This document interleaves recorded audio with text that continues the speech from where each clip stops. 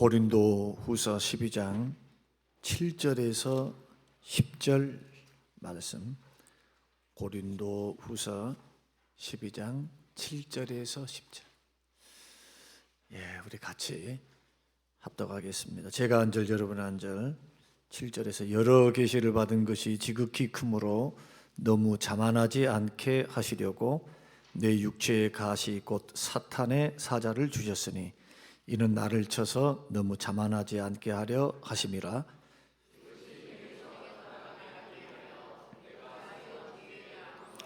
나에게 이르시기를 내 은혜가 너에게 족하도다. 이는 내 능력이 약한 데서 온전하여 짐이라 하신지라. 그러므로 도리어 크게 기뻐함으로 나 여러 약한 것들에 대하여 자랑하리니 이는 그리스도의 능력이 내게 머물게 하려 함이라.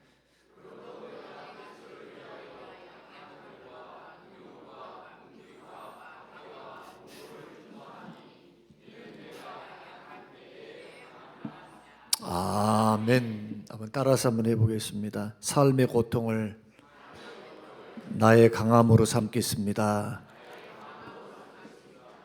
이 세상에 고통 없는 사람 없고요. 또 인생을 살아가면서 만족하다, 나는 삶이 만족스럽다라고 여기는 사람 없습니다. 나름대로 인생을 살아갈 때 다 어려움이 있어요. 힘든 일이 있어요. 그래서 사람들은 마음의 행복과 만족은 상대적입니다. 나는 만족할 수 있지만 상대방은 그렇지 않을 수 있어요. 마음의 기준이 다 다르고요. 마음의 필요도 다 달라요. 소원도 다 달라요. 그래서 마음에 있는 욕심을 다 채울 수 있는 방법은 없습니다. 우리가 생각하면 저런 남편, 저런 아내 하면 없고 살 것 같아요. 우리가 생각할 때는. 당사자들한테 물어보면 살아보래요. 살아보거나 그런 말 하래요. 그런 말을 들으면 뭐가 있긴 있는가 보다. 제 눈의 안경이죠. 본인이 좋으면 되는 거예요, 사실. 남들이 막 좋다 어쩌다 이렇게 말해봤자 내가 마음에 들면, 내가 원하고 내가 좋으면 행복한 겁니다. 근데 우리는 체면도 많고 비교의식도 많이 합니다. 그래서 이 세상을 살아가면서 쓸데없는 데 이 에너지를 너무 많이 낭비를 하는 거예요. 쓸데없는데 말씀에 붙잡히고 하나님의 관점을 가지고 세상을 바라보는 그러한 관점이 생기면 우리 굉장히 자유로울 텐데, 주님이 주신 관점을 내 관점으로 삼고 세상의 관점들을 하나씩 벗겨내면 참 행복할 텐데. 그런데 우리 마음의 욕심이라는 게, 체면이라는 게, 비교하는 것이 결코 쉬운 일은 아니더라.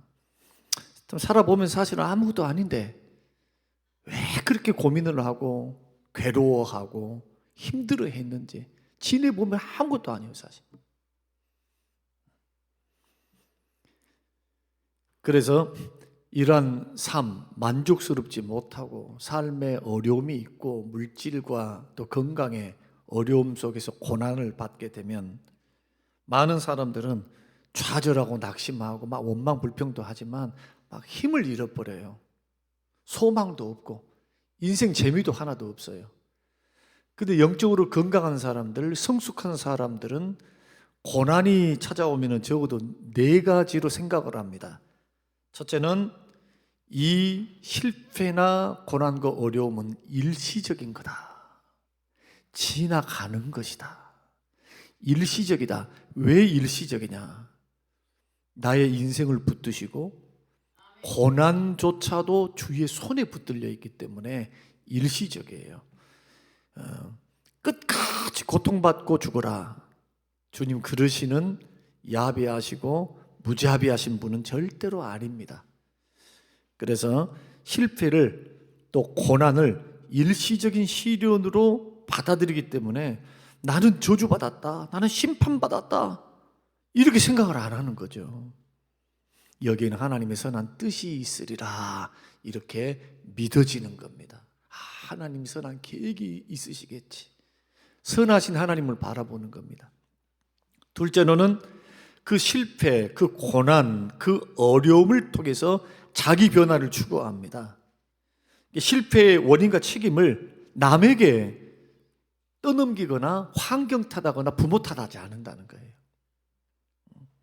실패의 원인과 책임이 나에게 있고 그 책임을 전적으로 내가 짊어지는 겁니다. 이게 신앙이 건강한 사람들의 그러한 생각입니다. 시련과 고난이 올 때 그걸 소위 말해서 수용하는 거예요. 그걸 수용해야만 해결책이 생깁니다. 수용해야만. 일단은 수용하지 않으면 탓하게 돼요. 남 탓, 너 탓, 시간 탓, 세월 탓, 운이 없는 탓. 하등에 도움이 안 돼요. 그리고 여기에는 진취적인 마음이 생기지도 않습니다. 자꾸 남 탓하고 있다니까요. 고난이 오면. 그런데 이 실패의 원인과 책임, 고난의 원인을 남에서 찾기 전에 먼저 내 안에서 찾기 시작하면 고쳐야 할 것이 뭔가, 버려야 할 것이 뭔가, 이 고난의 이유가 뭘까? 또 왜 나는 실패했을까? 이런 부분들을 통해서 하나님이 싫어하는 것, 아니면 내가 실수했던 것, 이런 것을 바로잡으려고 하는 노력이 생기기 시작합니다. 그래서 건강한 성도는 고난과 실패와 어려움, 이것을 통해서 자기 변화를 추구한다. 예를 하나 들어볼까요? 건강 잃어버렸다. 건강의 위기가 찾아왔다. 우리 아내가 채소를 안 해주고 맨날 고기를 줘서 그래.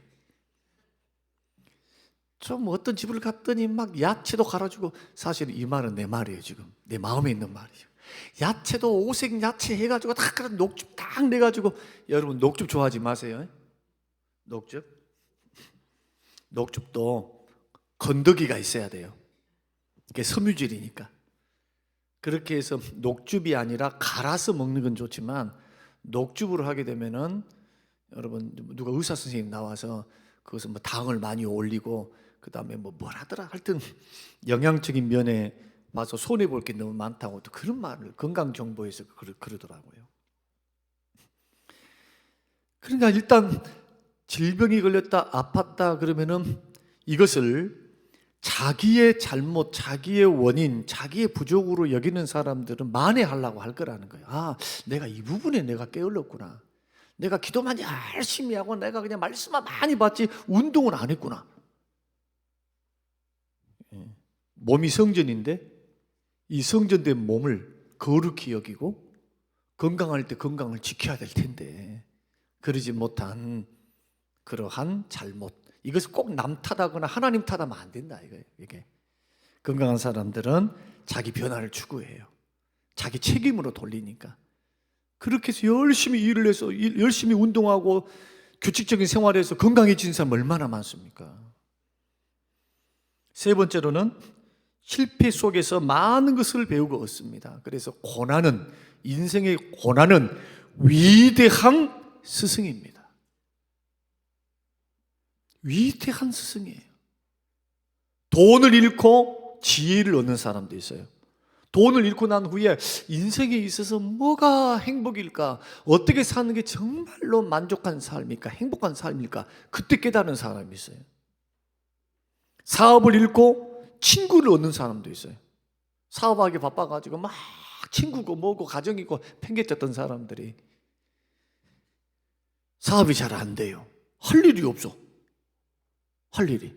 친구 만나고 가정에 더 시간을 쏟고 이러면서 소소한 행복, 행복이 여기 있었구나. 전도서가 말씀하는 가정에서 처자식과 더불어서 함께 세끼 밥을 먹고 수고의 떡을 나누면서 하루의 삶을 서로 교제하면서 나누면서 그 위로하고 먹고 마시는 그런 즐거움.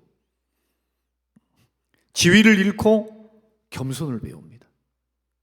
겸손을. 그래서 고난 자체가, 어려움 자체가 절대로 손해볼 일은 아니에요. 제가 해보니까. 믿음의 길을 걸어가는 사람 승리만 하려고 하면 안 됩니다. 성공만 하려고 해서도 안 돼요. 실패와 낙심과 넘어짐도 수용하셔야 돼요. 나잖아요, 나. 넘어진 것도 나고 실패한 것도 나잖아요. 나를 사랑해야죠. 인정해야죠, 약함을. 받아들여야죠. 그러나 고난과 어려움을 통해서 더 크게 배우게 됩니다.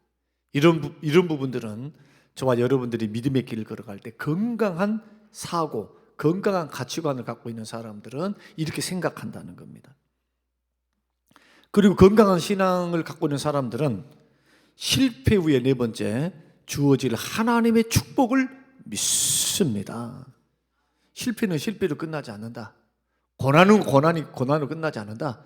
내주 하나님이 손에 붙들려 있는 고난, 주님이 허락하시고 주관하시는 실패, 이 속에는 반드시 하나님께서 살리시고 복 주시고 은혜 주시고 깨닫게 하시는 하나님의 도우심이 있다. 합력하여 선을 이루신다. 하나님은 보상하시고 회복시키신다. 그래서 지나치게 실패했다, 고난받았다, 어려웠다, 개돈 뜯겼다, 뭐 했다, 저거 했다, 힘들었다, 이것 때문에 지나치게 낙심하지 않는다는 거예요. 지나치게. 그런다 해가지고 성도들의 긍지, 하나님의 자녀된 긍지까지 잊어버리고 우리가 돈 때문에, 관계 때문에, 뭐 때문에, 이것 때문에 막 혼자의 세계만에 싹 들어가서 결코 그런 길 걸어가지 않죠. 넘어져도 다시 일어나고 다시 승리할 줄로 믿습니다. 왜냐하면 실패가 실패로 끝나지 않고 하나님께서 반드시 복 주실 것을 믿기 때문에. 그리고 그 믿음을 보시고 하나님은 일하세요. 그 믿음을 보시고 일을 하셔. 오늘 본문의 말씀 보면은 사도 바울을 보면 바울 사도와 같이 우리도 삶 속에 고통받는 순간이 막 다가오기도 합니다. 고난을 맞고 시험이 들고 고통을 받고 이것이 어떤 유의 것이든지 여하튼 고난이 오고 고통이 오면 마음에 고통이 오는 것뿐만 아니고 상처를 받게 돼요. 상처. 기쁨과 행복으로만 살면 얼마나 좋겠어요. 그러나 얕은 아픔을 경험하면 연애하다 헤어지면 상처가 깊어요. 그것도. 또 차를 타고 가고 있는데 끼어들기 하면 상처받아요. 화딱지 나서. 자기가 자기에게 상처를 줘. 저는 신동엽 씨 무슨 방송에서 신동엽 씨 이야기를 듣고 내가 얼마나 은혜를 받았다고요. 운전할 때 나도 꼭 신동엽 씨처럼 해야 되겠다. 남자분들은 아마 공감할 줄로 압니다. 차 타고 가고 있었어요. 멀쩡하게 갖고 있는데 갑자기 끼어들게 하고 앞에 딱 들어가 버리는 거예요. 순간적으로 내가 운동신경이 참 빨라서 다행이지, 그걸 안 했으면 사고 나면 어떻게 되겠어요? 쌍방 과실 가능성이 많겠지만 여하튼 불편하고 힘들고 짜증나고 화나잖아요. 근데 사고는 안 나는데 끼어들기를 했어요. 그럼 어떻게 합니까? 얼마나 화가 나요. 그래서 막 속에서부터 막 올라옵니다. 예배 드리고 가다가도 그런다니까. 그러면서 막 그것만 말을 해요. 그리고 차 지나갈 때 어떻게 합니까? 쳐다봅니다. 누군가. 뭐 하려고 쳐다봐? 썬텐 딱 해가지고 가로막혀 있는데 뭐 하려고 쳐다봐? 신동엽 씨 그런 말씀 하더라고요. 어느 순간 자기가 앞에서 끼어들게 하고 빵빵거리고 막 교통신호 때문에 나에게 불이익을 주고 불편을 끼쳤던 사람에 대해서 욕을 했더니 나만 듣지 그 사람은 못 듣는 거예요. 왜? 문 다 닫혀가지고 썬텐 딱 해가지고 가고 있는데 나만 듣고 나만 괴로운 거예요. 야, 내가 잘못하지 않고 남이 잘못했는데 내가 더 속상하고 괴로운 거죠. 힘든 거죠. 또 뭐라고 말하느냐? 뭐라고 쳐다보냐? 시커매 갖고 지나가는데 그 사람은 나를 보지도 못해. 나만 기분 나빠고 쳐다보는 거예요. 찔리죠. 저도 찔려요. 네. 이런 것을 좀 생각해 보면, 골똘히 생각해 보면 정말 일리가 있지 않습니까? 그래서 그 후로부터 이렇게 한대요. 상대방이 끼어들게 하든 상대방이 빵빵거리든 상대방이 뭐 어떻게 하든 전혀 자기와는 상관없대. 그런가 보다. 그랬어. 그랬어. 그랬냐 하고. 사고 나서 보험 처리할 것도 아닌데 뭐 하려고 나한테 힘들게 내가 해요. 그것 때문에 기분 잡치면 되겠습니까? 일이 안 되면 되겠습니까? 심장이 벌렁벌렁 거려가지고 혈압이 올라가면 잘못하면 혈관 터져서 그냥 그때 큰일 날 수도 있어요. 절대 그럴 필요가 없다. 예수 믿는 사람들이 고난을 당했다, 어려움을 당했다, 무슨 감정 상한 일이 생겼다, 그때뿐이에요. 다 그때예요. 그때 자, 그때뿐입니다. 그겁니다. 고난 후에는, 어려움 후에는 반드시 믿음으로 딛고 일었으면 하나님이 주신 보상이 있어요. 축복이 있습니다. 그것이 어떤 유의 것이든지 적용해 보세요. 한번. 하나님은 합력과의 선을 이루시거든요. 믿습니까? 지금 돌아가고 있는 여러분을 중심으로 해서 돌아가는 인생사가 그냥 우연히 되는 게 아니에요. 하나님의 인도하심이 있어요. 하나님의 손길이 있어요. 배후에서 하나님이 나를 손을 다 붙잡고 일하고 계세요. 그러니 하나님을 계산한다면은 뭐 하려고 그럴 필요 없겠죠. 감정 장난 거기에 속을 필요가 없어요. 마귀가 질질 끌고 다니는데 거기에 말고 내가 거기에 들어가요. 제가 이제 우리가 내일부터 이제 4일 동안 노예가 영광에서 있게 됩니다. 이틀을 합니다만은 저는 이제 수요일 날, 목요일 날도 이제 노예 서기가 되니까 계속 회의를 하게 돼요. 잡무 처리를 위해서. 제가 하나님 앞에 제가 마음에 다짐하고 있는 것 중에 하나가 서기, 부노회장, 노회장 이제 이렇게 될 터인데, 하나님께서 나같이 부족하지만은 하나님이 지금 계속 세워주시는 과정 속에 있는데 내가 어떤 임원이 돼야 하고 어떤 정치인이 되어서 노예 정치를 하니까 하나님의 교회를 또 노예를 잘 받들고 섬길까 고민하며 기도했더니 화평자가 되라, 화목자가 되라. 섬기는 것은 당근이고 섬겨도 어떻게 섬기느냐, 편가르게 하거나 흑백 논리에 빠지거나 그러지 말고 서로 연약함들이 다 있어요. 부족함들이 다 있어요. 이러한 가운데서 너는 평화로서, 위로로서, 섬김으로서, 사랑으로서 마음을 하나 되게 하는 그 사명을 감당하라. 저는 이런 확신을 받았습니다. 지금부터 그렇게 하려고 이쪽 저쪽 전화를 부지런히 해요. 왜? 이쪽 불효하고 이쪽 불효하고 좀 안 맞아. 그래서 미리 세심하게 조율을 하고 의견을 개진하고 또 사정을 아뢰면서 조금 신경을 좀 더 쓰겠지만은 그렇게 하려고 하고, 또 하나는 뭐냐, 누가 뭔 말을 해도 그것이 내 마음에 영향을 주지 않게 딱 다짐을 했어요. 누가 뭔 말을 해도 뭐 다 말할 수 있는 것이고 뭐 이렇게 할 수 있는 것이니까 뭐 그걸 가지고 막 이럴 필요가 없어요. 내가 주 안에서 죄 짓는 일이 아니면 내가 묵묵히 주의 일을 하면 되는 거예요. 내 중심 딱 붙잡고 주님이 나를 사랑하시고 나에게 은혜 주시고 힘 주시니까 그 주님 바라보면서 부정적인 것은 어떻게 할까요? 부정적인 것은 곱씹고 그것을 갖다가 붙들고 이러지 않는다는 거예요. 그거 안 해도 바빠. 뭐가 바쁘냐? 기도하기 바쁘고 사랑하기 바쁘고 섬기기 바쁘고 행복하기 바빠요. 기뻐하기 바빠.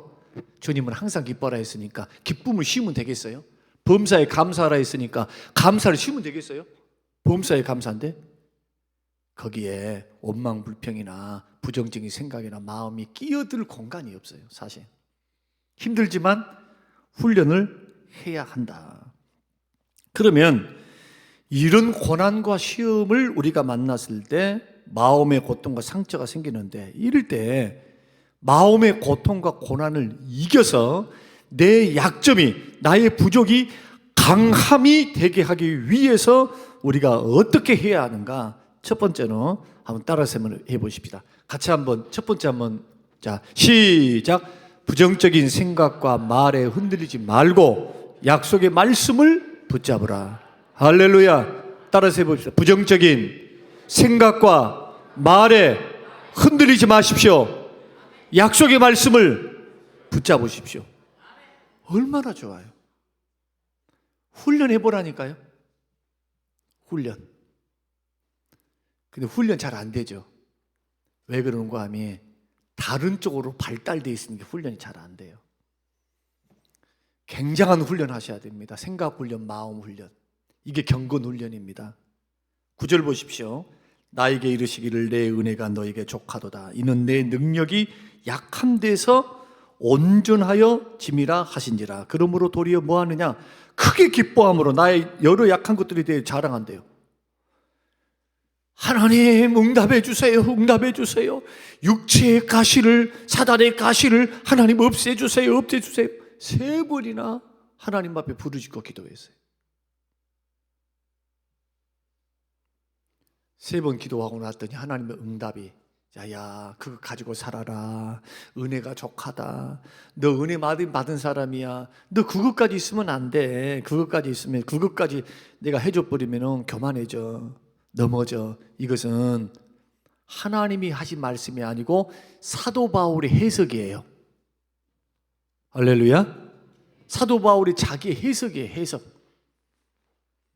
주님은 뭐라고 말씀하느냐? 내 은혜가 너에게 족하다, 이 말이에요. 그 다음에 나의 능력은 약한 데서 온전해지지 강한 데서 오는 게 아니다. 너의 약함이 나의 강함의 시작이다, 그 말이거든요. 너의 능력 있게 쓰임받기를 원한다면 약함을 자랑하고 약함 속에서 하나님 신뢰하고 살아라는 거잖아요.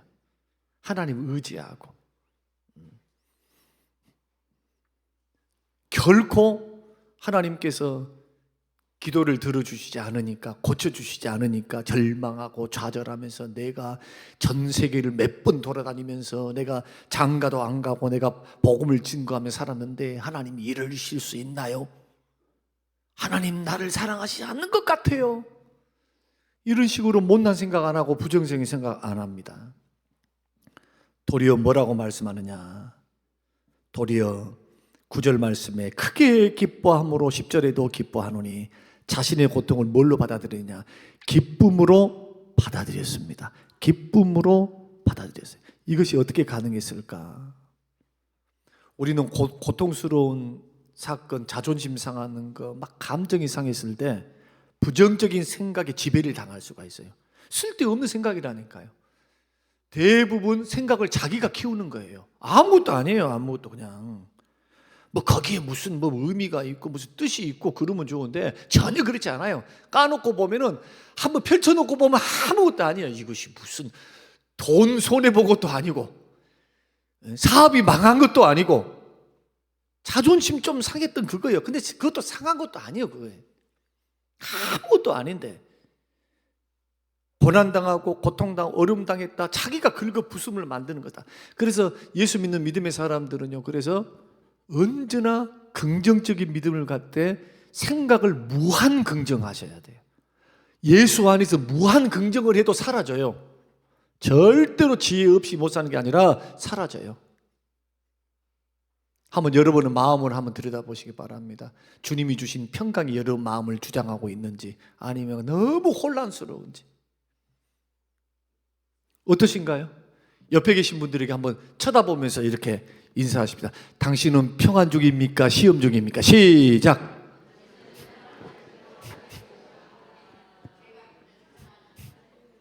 예? 직장에서 그 사람 있죠? 그러죠? 예?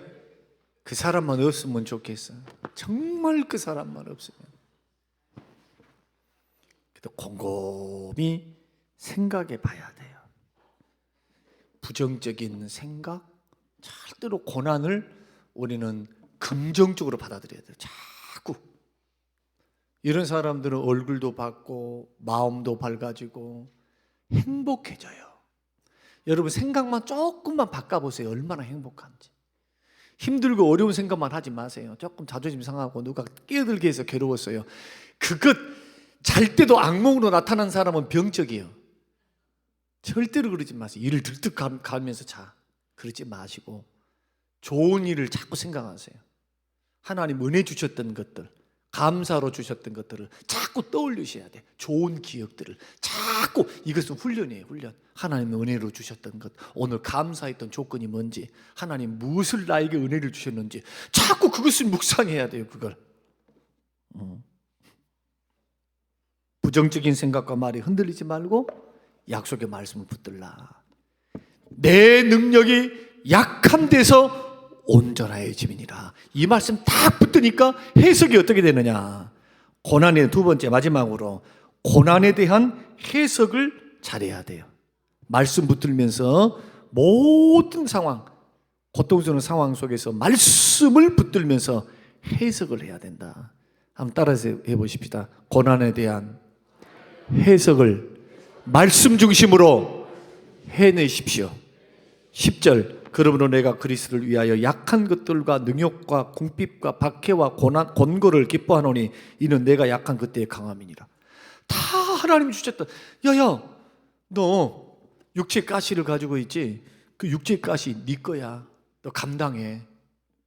너 약하지? 너 주제 알아야 돼. 그 말 아닙니까? 너는 다른 사람들 병을 고치지만 너의 병을 못 고치지. 결국 뭐라는 말입니까? 너가 병을 고치는 것은 너 능력이 아니라 너를 통해서, 약한 너를 통해서 일하는 나의 능력이야. 그것을 뭘 가지고 알아라고요? 육체의 가시를 가지고 그 아플 때마다 깨달아라는 겁니다. 나의 능력은 하나님이시다. 나의 능력은 하나님이시다. 나의 능력은 하나님이시다. 하나님이시다. 하나님이시다. 이것을 육체로 느끼면서 약할 때 강하게 하시는 하나님을 더 붙드는 것. 예. 저렇게 훈수도 이쁘게 멋있게 잘 두셨어요, 어르신이. 내일 모레 80이에요, 80. 어르신이. 그냥 젊으시죠? 지금 8순이었네, 내일 모레. 77. 우리가 곰곰이 생각해요. 그래서 우리 이제 결론으로 나의 약함을 강함으로 삼기 위해서는 말씀을 붙들고 부정적인 생각에 붙잡혀 있지 말고 말씀을 붙들어라. 말씀을. 제가 새벽에 새벽 예배, 새벽 기도, 새벽 설교를 듣는 분들마다 아마 제가 날마다 하는 기도를 아실 겁니다. 하나님, 모든 상황을 믿음으로 감사로 승화시키게 하여 주시옵소서. 그러려면요, 말씀 붙들고 해석 잘해야 돼요. 재수 5분부터서 오늘 아침부터 초장부터 이렇게 나를 괴롭게 하다니, 이게 아니고 하나님이 선한 은혜를 주시리라, 힘을 주시리라, 복을 주시리라. 늘 긍정적으로 여러분이 믿음으로 고백하며 나아가면 여러분의 생각과 말대로 하나님께서 이루시고 들으시고 응답해 주실 줄로 믿습니다. 이런 은혜를 누리시며 약함 속에 낙심하지 마시고 오히려 하나님의 능력이 나를 사로잡을 수 있는 그러한 능력이 임하게 되시는 저와 여러분의 인생이 되시기를 주님의 이름으로 축원합니다. 고마우신 아버지 하나님, 감사합니다. 약함을 나의 강함으로 삼기 위해서 오늘 사도 바울의 고백을 듣고, 주님, 우리도 믿음의 길을 걸어갈 때 어떻게 고난과 어려움을 마주해야 하는지, 어떨 때는 자존심 상하고, 어떨 때는 하나님 감정적으로 힘이 들고, 어떨 때는 속이 상하고 화가 나고 분노가 치밀어 오르고, 어떨 때는 풀리지 않는 문제 때문에 도저히 헤어나올 수 없는 절망 속에 있는 우리들에게 주님 주시는 귀한 말씀, 7번 넘어져도 내가 너와 함께하여 일으켜 세우리라. 불이 너를 태우지 못하고 물이 너를 침몰치 못하리라. 주시는 귀한 말씀, 약속의 말씀 다 붙들고 다시 한번 믿음으로 일어나 감사를 노래하고 믿음을 노래하며 세상을 마주 대할 수 있는 담대한 믿음을 우리에게 허락하여 주시옵소서. 감사드리오며 예수님 이름으로 기도합니다. 아멘.